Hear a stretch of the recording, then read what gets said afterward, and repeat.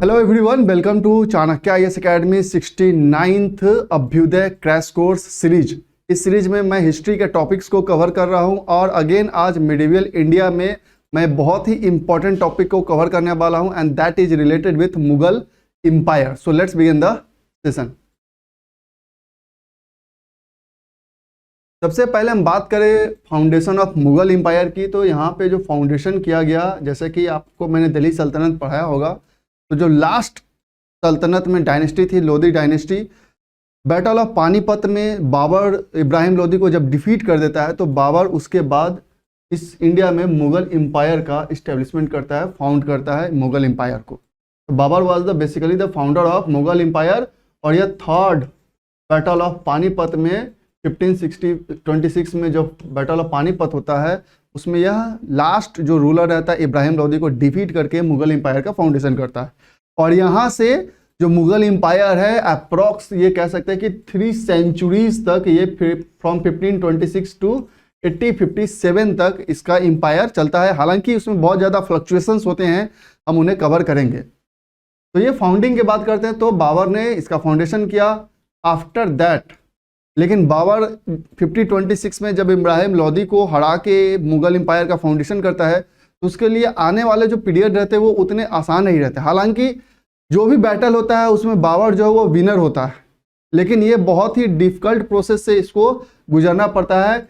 After 1527 में battle of खनवा होता है बिटवीन बाबर एंड राणा संगा। यहाँ भी बाबर जो है राणा संगा को डिफीट कर देता है। अगेन 1528 में बैटल ऑफ चंदेरी होता है जहां पे बाबर जो है वो मेदिनी राय को हरा देता है। और 1529 में बैटल ऑफ घग्गर होता है जिसमें अगेन इब्राहिम लोधी के जो ब्रदर होते हैं मोहम्मद लोधी, वो उसको बाबर जो है वो डिफीट कर देता है। तो एक 1526 में इसका फाउंडेशन होता है। आफ्टर दैट जो फ्रीक्वेंट ईयर्स होते हैं उसमें कंटिन्यू बाबर को डिफरेंट बैटल्स खेलने पड़ते हैं, जिसमें बैटल ऑफ खनवा है, बैटल ऑफ चंदेरी है, बैटल ऑफ घग्गर है। और ये बेसिकली होता इसलिए क्योंकि बाबर जो है वो मुगल एम्पायर को एक्सपेंड करना चाहता है। Is autobiography Tuzuke Baburi in Turkish language, वो खुद ही लिखता है ऑटोबायोग्राफी में और इसके बारे में बहुत ज़्यादा वो डिस्क्राइब भी किया हुआ है। और फाइनली 1530 में बाबर का डेथ हो जाता है। आफ्टर दैट इस थ्रोन को, मुगल थ्रोन को, मुगल एम्पायर की जो जिम्मेदारी कह सकते हैं वह हुमायूं को चला जाता है।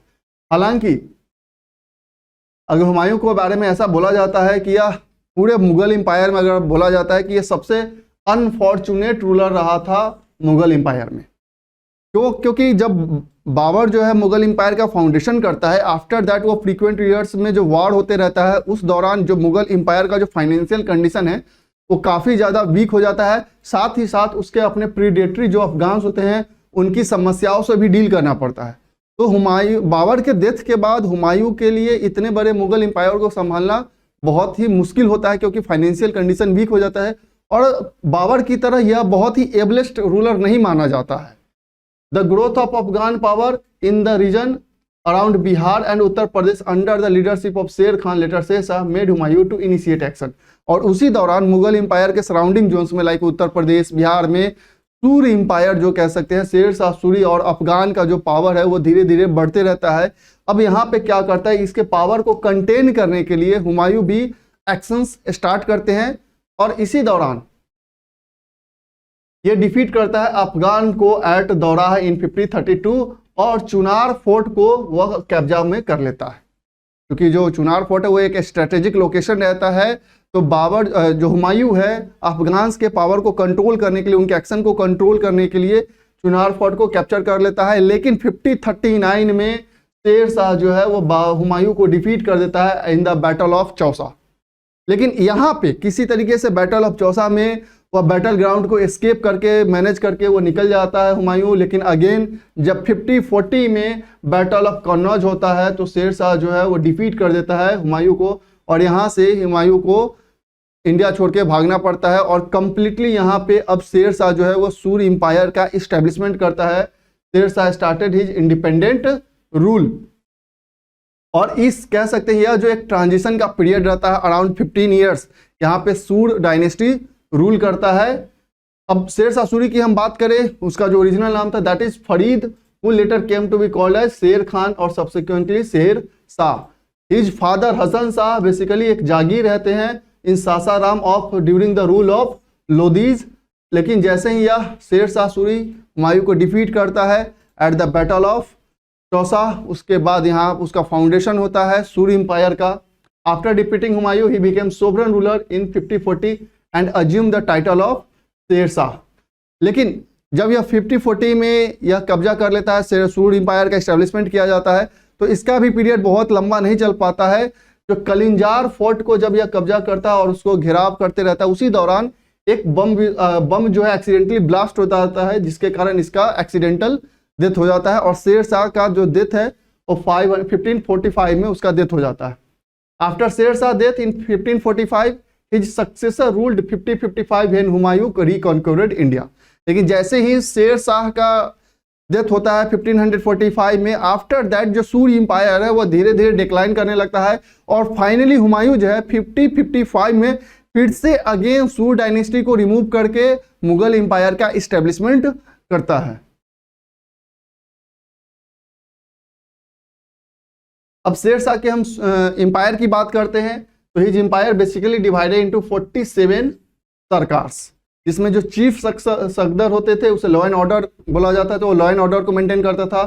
चीफ मुंसिफ बेसिकली जज होते थे, और जितने भी ये सरकार होते थे, एम्पायर जो थे वो डिवाइड थे 47 सरकार में। ये जो सरकार होते थे फिर डिवाइडेड होते थे सेवरल परगना में, जहाँ पे सिकदर जो मिलिट्री ऑफिसर होता था, अमीन लैंड रेवेन्यू ऑफिसर, कोटेदार जो ट्रेजरी को मेंटेन करता था, और कारकुन्स जो अकाउंटेंट थे। तो ये डिफरेंट आप कह सकते हैं ऑफिसर्स थे जो कि बेसिकली शेर शाह ने अपने एम्पायर में रख रखे थे for the maintenance of administration. Sher Shah का जो है एडमिनिस्ट्रेशन कहा जाता है कि वो काफी सेंट्रलाइज्ड एडमिनिस्ट्रेशन को फॉलो करता था। जो उसका सिस्टम था वह सेंट्रलाइज्ड एडमिनिस्ट्रेशन का था। हालांकि उसने डिवाइड कर रहे थे पावर, लेकिन अल्टीमेट सोर्स जो था वह शेर शाह को खुद में ही कंट्रोल करके रख रहा था। इसलिए कहा जाता है कि जो शेर शाह सूरी का जो एम्पायर का एडमिनिस्ट्रेशन था वह सेंट्रलाइज्ड सिस्टम ऑफ एडमिनिस्ट्रेशन होता था। अब फाइनली जब यह डिक्लाइन कर जाता है, उसके बाद अब शेर शाह के ही टाइम पीरियड में ये क्या करता है कि 4 इंपॉर्टेंट हाईवे लेट डाउन करता है। इसमें फर्स्ट है आपका Sonargaon to Sindh, Agra to Burhanpur, Jodhpur to Chittor and Lahore to Multan. ये 4 इंपॉर्टेंट हाईवे है जो शेर शाह कंस्ट्रक्ट करवाता है। और also he extended the grand trunk road to Kabul in Afghanistan. North west में यह बहुत ही लंबे कह सकते हैं कि काबुल अफगानिस्तान काबुल तक ग्रैंड ट्रंक रोड का एक्सटेंशन करवाता है।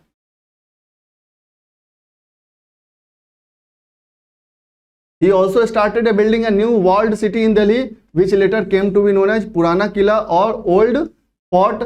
He built his own mausoleum in Sasaram, जो अभी भी एट प्रेजेंट सासाराम में है।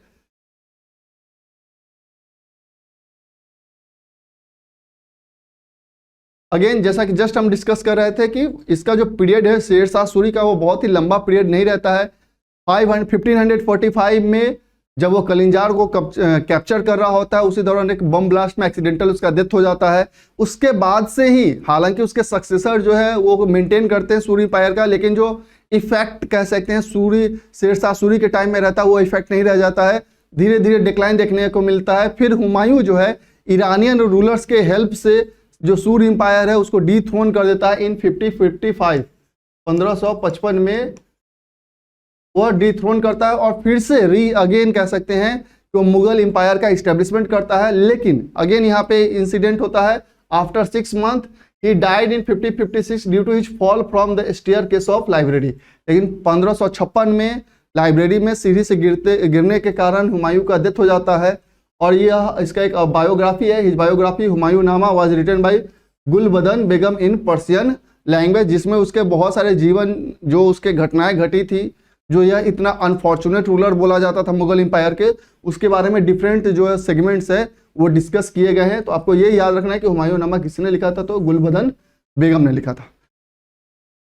तो ये था हुमायूं का। आफ्टर दैट जब हुमायूं का डेथ हो जाता है तो यहाँ पे अकबर को अगेन मुगल एम्पायर का जिम्मा सौंपा जाता है और वहां से अकबर का फेज स्टार्ट होता है। तो नेक्स्ट एपिसोड में हम मुगल एम्पायर के अलग अकबर, जहांगीर, शाहजहां के बारे में हम एपिसोड को कवर करेंगे। इस एपिसोड में यहाँ तक कि आप हमारे साथ बने रहें और हमारा यह जो अभ्युदय सीरीज है उसे कंटिन्यू फॉलो करें, ताकि हम आपको बेटर से बेटर चीज़ें प्रोवाइड कर सके। So that's all for today, thank you.